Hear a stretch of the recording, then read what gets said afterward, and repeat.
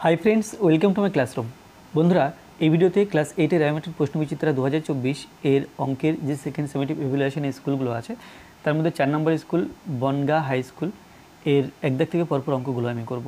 তো এর আগের যে স্কুলগুলো আছে তার বিভিন্ন অঙ্কগুলো বিভিন্ন ভিডিও বানিয়ে আমার চ্যানেলে আপলোড করা আছে, তোমরা দেখে না থাকলে অবশ্যই দেখো। তাছাড়া এই ভিডিও ডেসক্রিপশন বক্সে তার লিঙ্কগুলো দেওয়া আছে। আর শুরুতেই বলবো আমার চ্যানেলে প্রথম হয়ে থাকলে অবশ্যই চ্যানেলটি সাবস্ক্রাইব করো এবং ভিডিওটি অবশ্যই তোমার বন্ধুদের সাথে শেয়ার করবে। তো এখানে একদাগে আছে কোন সংখ্যার 20% এর মান 30। তো এখানে যদি এক্স ধরি করি তাহলে অঙ্কটা খুব সোজা হবে। তো মনে করি এক্সের 20% সমান 30, মনে করি সংখ্যাটি এক্স,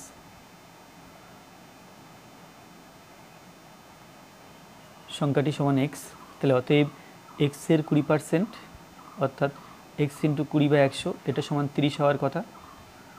তাহলে এখান থেকে পাই কাটাকুটি করলে 1 5, তাহলে এক্সের সাথে 1-এর গুণ by 5, x by 5 is equal to 30।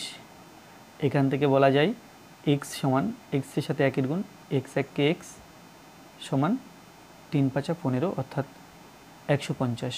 অতএব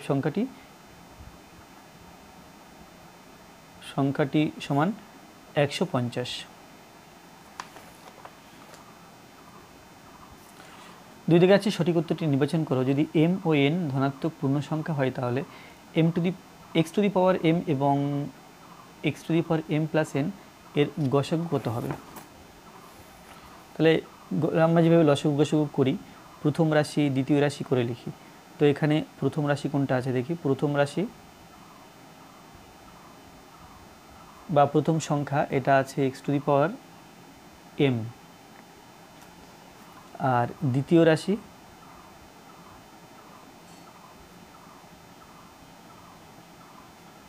সমান এটা আছে X to the power M plus N. তাহলে X to the power M plus এনকে এভাবে লেখা যায় X to the power M into X to the power N. তাহলে এটা হলো প্রথম রাশি আর এটা হলো দ্বিতীয় রাশি। তাহলে গসাগু বলতে যেটা দুই রাশিতে কমন থাকে সেটাকে লিখতে হয়। তো এখানে X to the power M, এখানে X to the power M common আছে, অতএব নির্ণেয়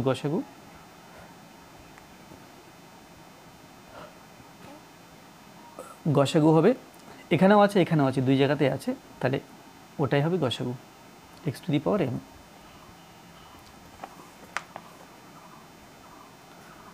তারপরে শূন্যস্থান পূরণ করো। ত্রিভুজ এবিসি এর এবিসি কোণ আর এসিবি কোণের অন্তর্দ্বয় সমদ্বিখণ্ডক দ্বয় ও বিন্দুতে মিলিত হয়েছে। বিওসি কোণ 105 ডিগ্রি হলে বিএসি কোণের মান কত?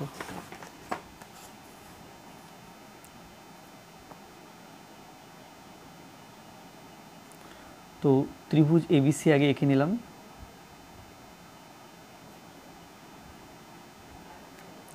এ বি সি, ত্রিভুজ এবিসি এর কোণ এবিসি অর্থাৎ এই কোণটা, আর বি এবিসি এবং এসিবি অর্থাৎ এই কোণটা, এই দুইয়ের অন্তর সমদ্বিখণ্ডক বা অন্তর্দ্বিখণ্ডক। তাহলে এর মোটামুটি একটা অন্তর্দ্বিখণ্ডক আঁকলাম আর এই কোণটার অন্তর্দ্বিখণ্ডক আঁকলাম। এরা পরস্পরকে ও বিন্দুতে ছেদ করেছে।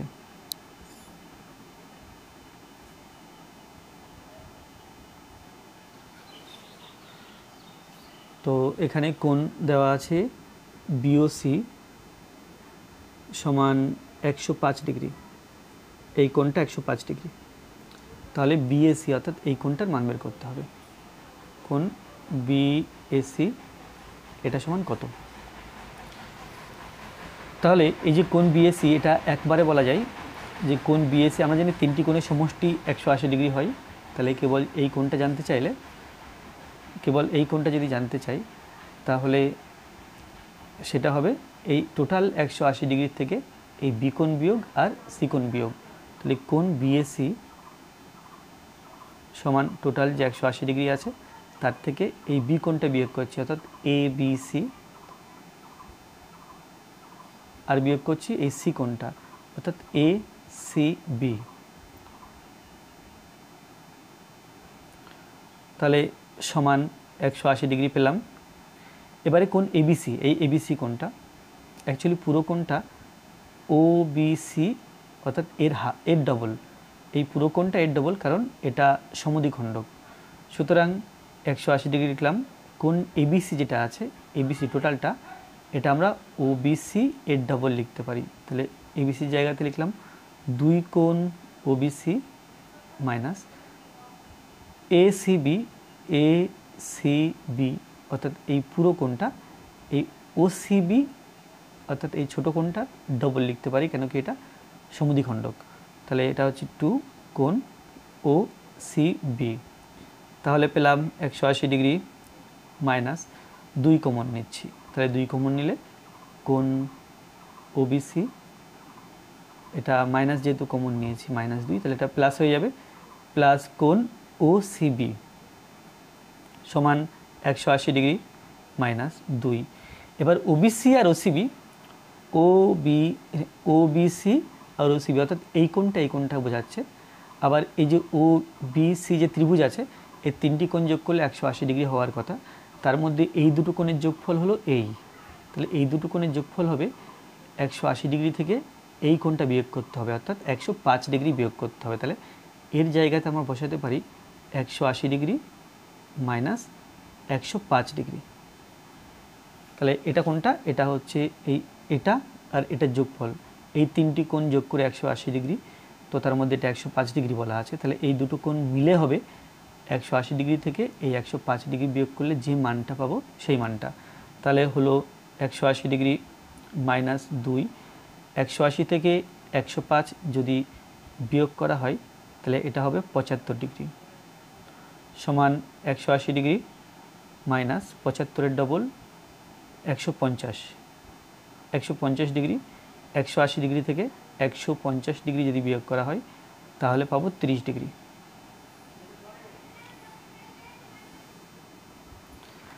যে কোনো দুটি প্রশ্নের উত্তর দাও। একটি জগে 3:1 অনুপাতে সিরাপ ও জল মেশানো আছে, এই শরবতের কত অংশ তুলে নিয়ে সমপরিমাণ জল ঢাললে জল ও সিরাপের পরিমাণের অনুপাত 2:1 হবে। তাহলে এখানে প্রথম যে অনুপাত সিরাপ আর জল সেটা বলা আছে 3:1। তাহলে এখান থেকে কতটা সিরাপ আছে এবং কতটা জল আছে সেটা বের করে নিতে হবে।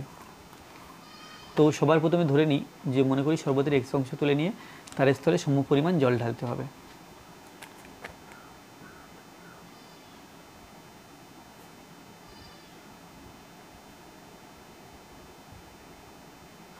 শরবতের x অংশ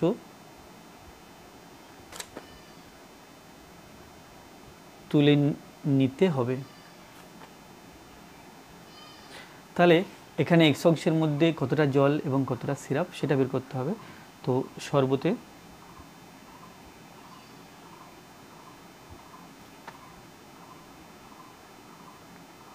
সিরাপ ইজটু জল সমান 3:1। অতএব সিরাপের অংশ বা সিরাপের আনুপাতিক ভাগার,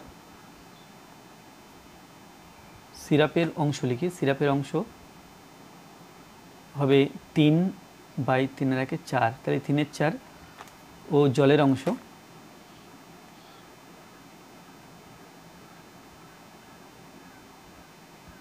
এটা হবে 1/4, তাহলে এটা হবে 3/4 অংশ আর জলের অংশ হবে 1/4 অংশ। আচ্ছা, এবার এক্স অংশ যদি তুলে নেওয়া হয়েছে তাহলে কতটা জল উঠে এলো এবং কতটা সিরাপ উঠে এলো সেটা বের করতে হবে। তাহলে এক্স অংশ শরবতে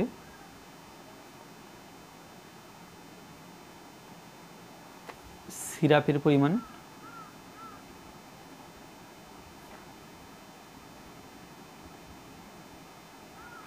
সমান এক্স অংশ, তো তার মধ্যে সিরাপ আছে 3/4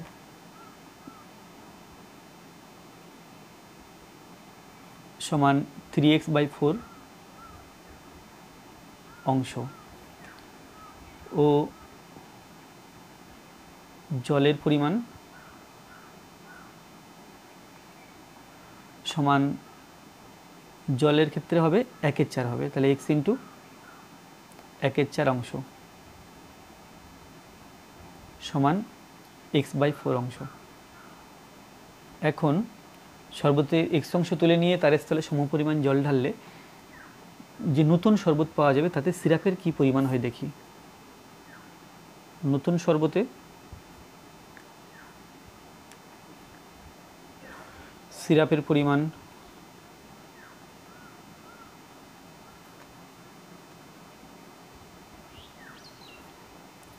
সিরাপের প্রথম পরিমাণ ছিল 3/4 অংশ, আর যখন x অংশ শরবত তুলে নেওয়া হলো তখন উঠে এলো 3x/4 অংশ। তাহলে বিয়োগ করলে পাবো কি, অবশিষ্ট কতটা থাকছে সেটা পাবো। তাহলে 4 এবং 4 এর লসাগু 4, 4 দিয়ে 4কে ভাগ করলে 1 হয়, 1 দিয়ে 3কে গুণ, তাহলে 3 1 3 মাইনাস 4 দিয়ে 4কে ভাগ করলে 1, 1 দিয়ে 3xকে গুণ, তাহলে 3x অংশ। এটা হলো সিরাপের পরিমাণ। ও জলের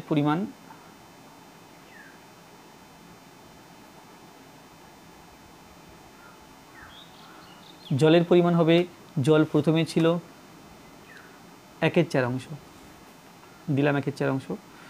তো জল তুলে নিলাম x/4 অংশ, তাহলে এখানে x/4 অংশ তুলে নেওয়া হলো। এবং সাথে সাথে বলা আছে যে সমপরিমাণ জল ঢালা হলে এখানে জলের সাথে সমপরিমাণ জল, অর্থাৎ x অংশ তুলে নেওয়া হয়েছিল, x অংশ জল ঢালা হয়েছে, সুতরাং xটা যোগ করতে হবে। তো এখানে 4 4, এখানে 1, 4 4 1 লসাগু 4, 4 দিয়ে 4কে ভাগ করলে 1 থাকছে, 1-এর সাথে 1-এর গুণ, 1 1 1 মাইনাস 4 দিয়ে 4কে ভাগ করলে 1, 1-এর সাথে x-এর গুণ x, প্লাস 1 দিয়ে 4কে ভাগ করলে 4, 4 দিয়ে x-কে গুণ, তাহলে 4x অংশ। এটা পেলাম 1, বিয়োগ করলে প্লাস 3x/4 অংশ। তাহলে এই দুটো অংশ পেলাম, এটা আর এই দুটো অংশ পেলাম। তাহলে এটা সিরাপের জন্য, এটা জলের জন্য। এখন প্রশ্নে বলা আছে যে জল ও সিরাপের পরিমাণের অনুপাত 2:1 হবে। এখানে কিন্তু জল আগে বলা আছে, এটা সিরাপ এটা জল, কিন্তু প্রশ্নে যে 2:1 বলা আছে প্রথমটা 2 জলের জন্য এবং 1 সিরাপের জন্য, সুতরাং এটা একটু খেয়াল রাখতে হবে। তাহলে প্রশ্নানুসারে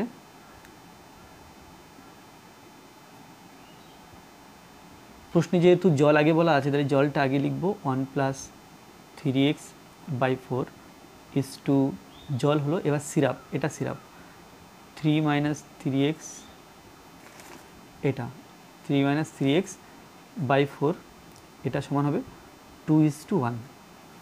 তাহলে ইস-টু মানে আমরা জানি ভাগ, তো ভাগ চিহ্নকে যদি গুণ চিহ্ন করে দিই তাহলে পরে ভগ্নাংশটা উল্টে লিখতে হয়, অর্থাৎ এটাকে উল্টে লিখতে হবে। এটা হবে 4/3 - 3x = 2/1। 4 4 উপর নিচে কেটে দিলাম, তাহলে পাচ্ছি 1 + 3x, আর নিচে পাচ্ছি 3 - 3x সমান 2/1। এবার বজ্রগুণ করলে পাবো 1 1 কে 1 প্লাস 3 1 কে 3, অর্থাৎ 3x সমান 3 2 6 মাইনাস 3 2 6x। বজ্রগুণ করলাম, অর্থাৎ কোনাকুনি গুণ করলাম। এবার এক্সগুলোকে বাদিকে আনলে এখানে তো অলরেডি 3x আছে, আর 6xকে বাদিকে আনলে মাইনাস চিহ্নটা প্লাস হয়ে যাবে, সমান এখানে 6, 1কে সমান চিহ্নের ডান দিকে নিয়ে গেলে -1। তাহলে 3x + 6x, এটা পেলাম 9x, এটা = 5। তাহলে এখান থেকে লেখা যায় বা x সমান এই 5 9টা 5-এর নিচে হবে, তাহলে 5/9। তাহলে কি হলো, শরবতের 5/9 অংশ তুলে নিতে হবে। অতএব শরবতের 5/9 অংশ তুলতে হবে।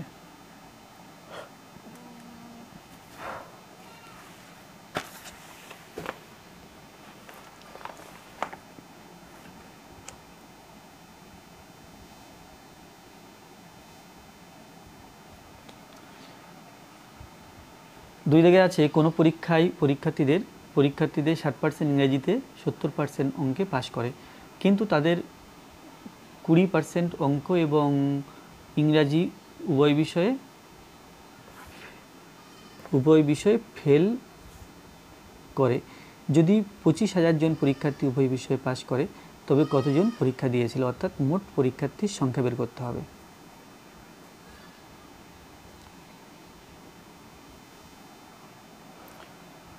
এখানে বলা আছে যে 60% ইংরাজিতে পাস করেছে, তাহলে ইংরাজিতে ফেল করেছে, ওখান থেকে কত হবে না 100 থেকে 60% বিয়োগ করতে হবে। ইংরাজিতে ফেল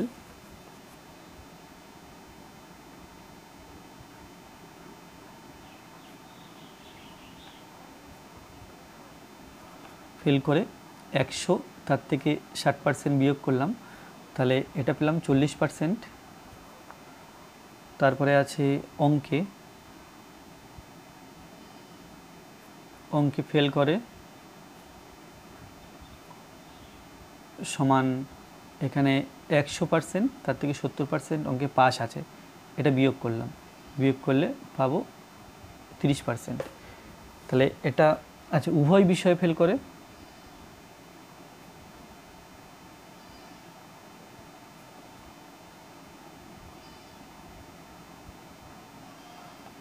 এটা বলা আছে উভয় বিষয়ে ফেল করে 20% বলা আছে। তাহলে এই যে ইংরাজিতে ফেল 40%, এর মধ্যে অঙ্কের ফেলও ঢুকে আছে, আবার অঙ্কের ফেল 30%, এর মধ্যে ইংরাজি ফেলও ঢুকে আছে। অর্থাৎ যদি আমরা শুধু ইংরাজিতে কত ফেল করেছে বের করতে চাই, তাহলে 40% থেকে এই উভয় বিষয়ে ফেল করেছে 20%, এটা বিয়োগ করতে হবে। তাহলে শুধু অঙ্কে শুধু ইংরাজিতে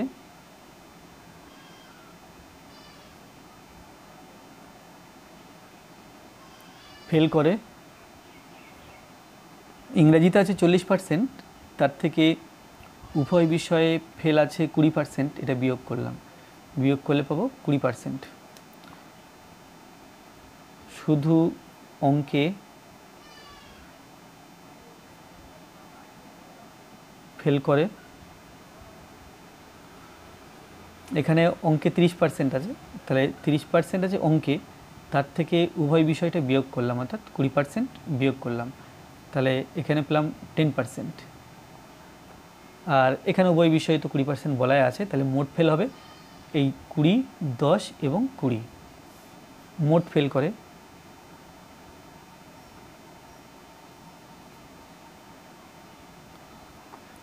ইংরাজির 20% প্লাস অঙ্কের 10% প্লাস উভয় বিষয়ের 20% সমান 50%। তাহলে মোট পাস করে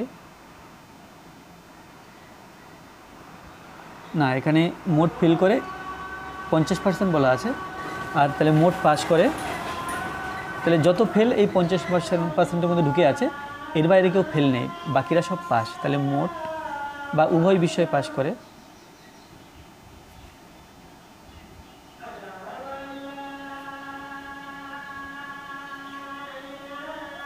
সমান 100% থেকে 50% বিয়োগ, তাহলে এটা হবে 50%।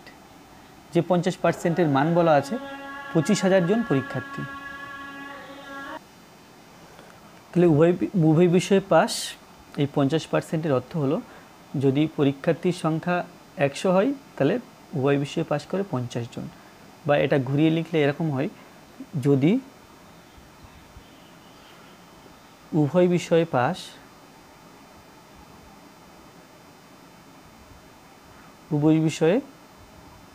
50 জন পাস করে, মোট পরীক্ষার্থী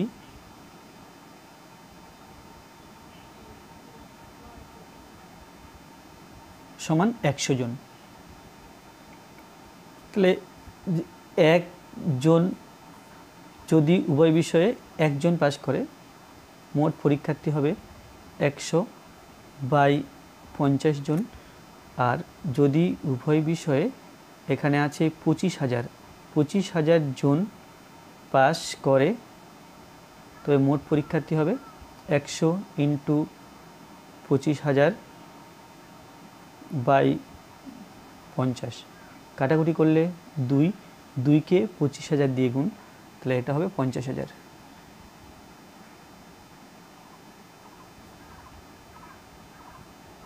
তাহলে এখানে প্রশ্ন ছিল কতজন পরীক্ষা দিয়েছিল, এখানে উত্তর হবে 50,000 জন পরীক্ষা দিয়েছিল। তারপর বলা আছে একটি জাহাজ 2000 জন যাত্রী এবং প্রতি যাত্রী পিছু দৈনিক 936 গ্রাম হিসাবে খাদ্য নিয়ে 54 দিনে গন্তব্যস্থলে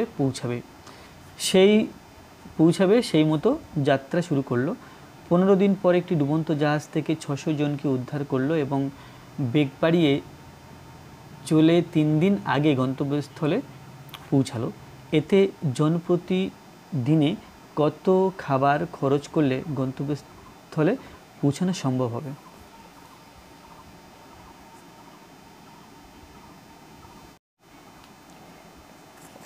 তাহলে এখানে লিখতে হবে গণিতের ভাষায় সমস্যাটি হলো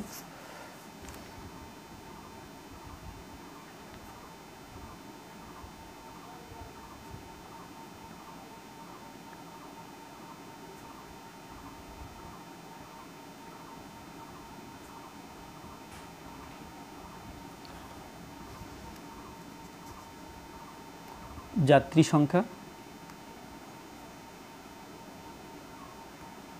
এটা জন দিয়ে লেখা হবে যাত্রী সংখ্যা। তারপরে আছে সময়, যেটা দিন দিয়ে দেওয়া আছে দিন, আর যাত্রী পিছু দৈনিক খাদ্য, যাত্রী পিছু দৈনিক খাদ্য, এটা আছে গ্রামে।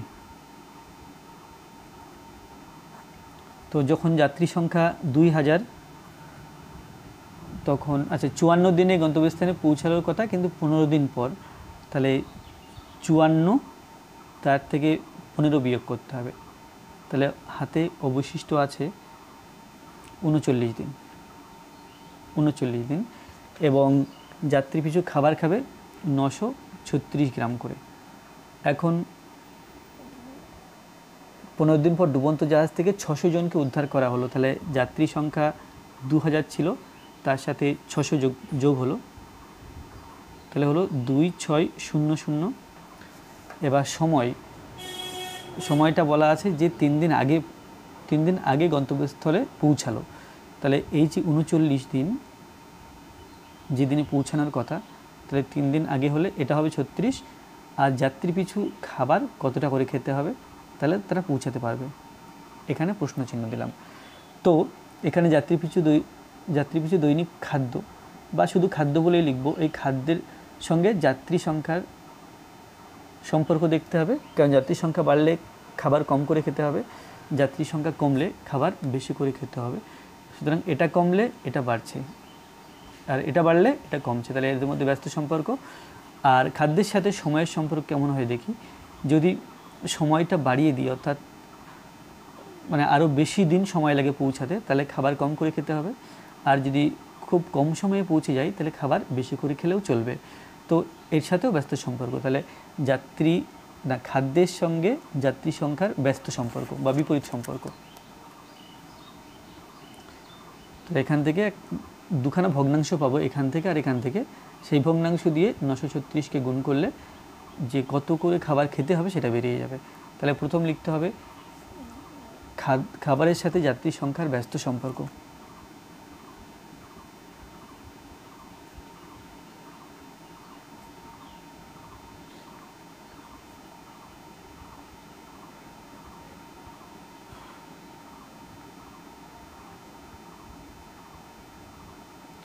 ব্যস্ত সম্পর্ক, তাহলে এখানে যাত্রী সংখ্যা বেড়েছে, তাই খাবারের পরিমাণ কমবে,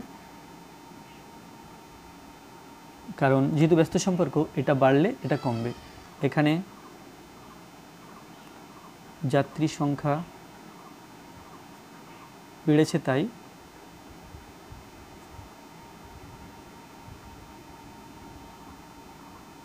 খাবার কমবে। এই কমবে কথাটা মনে রাখতে হবে। তাহলে যেহেতু কমবে, তাহলে ভগ্নাংশটা একের চেয়ে ছোট হবে, অর্থাৎ এটা ছোট এটা বড়, তাহলে এটা বা এটা হবে। সুতরাং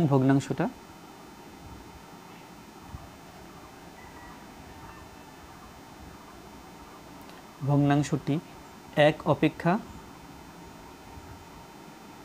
এখানে কমবে ছিল তাহলে ছোট, আর বাড়বে হলে বড় হতো। ছোট অর্থাৎ 2000 বাই 2600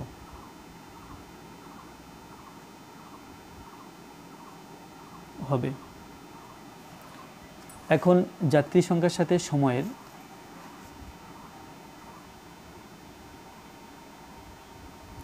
আবার যাত্রী সংখ্যার সাথে না, খাবারের সাথে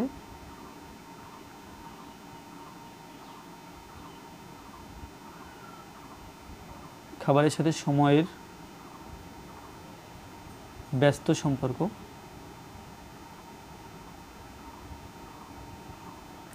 এখানে সময় 39 থেকে 36 হয়েছে, অর্থাৎ কমেছে। এখানে সময় কমেছে, তাই খাদ্য বাড়বে,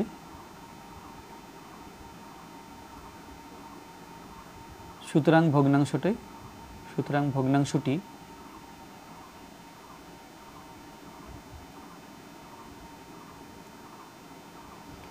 এক অপেক্ষা, এখানে বাড়বে আছে তাহলে বড়, অর্থাৎ এখানে বড় সংখ্যাটা আগে নিতে হবে। এক অপেক্ষা যদি বড় হয় তাহলে 39/36 হবে। অতএব এখানে খাদ্যের পরিমাণ বের করতে হবে। তাহলে খাদ্যের পরিমাণ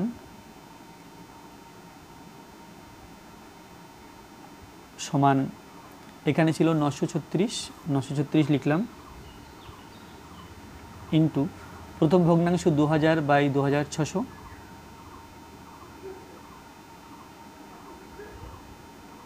ইন্টু পরের ভগ্নাংশ 39/36, এত গ্রাম। তাহলে যদি 100 দিয়ে কাটি, দুটো করে শূন্য উঠে যাচ্ছে, 26 আর এখানে 20। তারপরে 13 দিয়ে কাটলে 3 13 39, 13 দুগুণ 26, 2।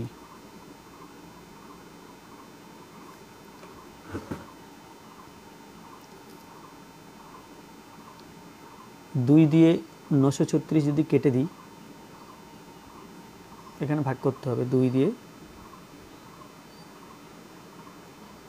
4 দুগুণ 8, 6 দুগুণ 12, 8 দুগুণ 16, 4 6 8, 4 6 8 হলো 2 দিয়ে কেটে। আর এখানে আছে 36, 468, তাহলে 3 এবং 36 কাটাকুটি করলে 12, তাহলে উপরে থাকছে 468, 20 আর নিচে থাকছে 12, তাহলে 12 আছে, 468 আর 20। আমি এখানে পরিষ্কার করে লিখি, সমান 468, 20 আর নিচে আছে 12। 468কে 12 দিয়ে ভাগ করে দেখি, 3 বারং 36, 9 বারং 108, তাহলে কাটাকুটি করে 39কে 20 দিয়ে গুণ বা 2 দিয়ে গুণ করলাম, 9 দুগুণ 18, 3 দুগুণ 6, 7, তাহলে এটা হলো 78, আর যেহেতু শূন্য ছিল, শূন্য দিয়ে দিলাম, তাহলে এটা হলো 780 গ্রাম। তো এখানে প্রশ্ন ছিল যে এতে জনপ্রতি দিনে কত খাবার খরচ করলে, অতএব জনপ্রতি দিনে 780 গ্রাম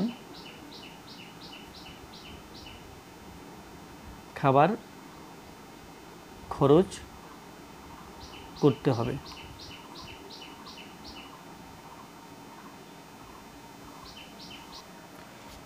তো আজকের ভিডিওর এই পর্যন্ত। ভিডিওটি ভালো লাগলে অবশ্যই লাইক করবে, কোনো প্রশ্ন থাকলে কমেন্টে জানাবে, আর আমার চ্যানেলে প্রথম হয়ে থাকলে অবশ্যই চ্যানেলটি সাবস্ক্রাইব করবে এবং ভিডিওগুলো অবশ্যই তোমার বন্ধুদের সাথে শেয়ার করবে। ধন্যবাদ।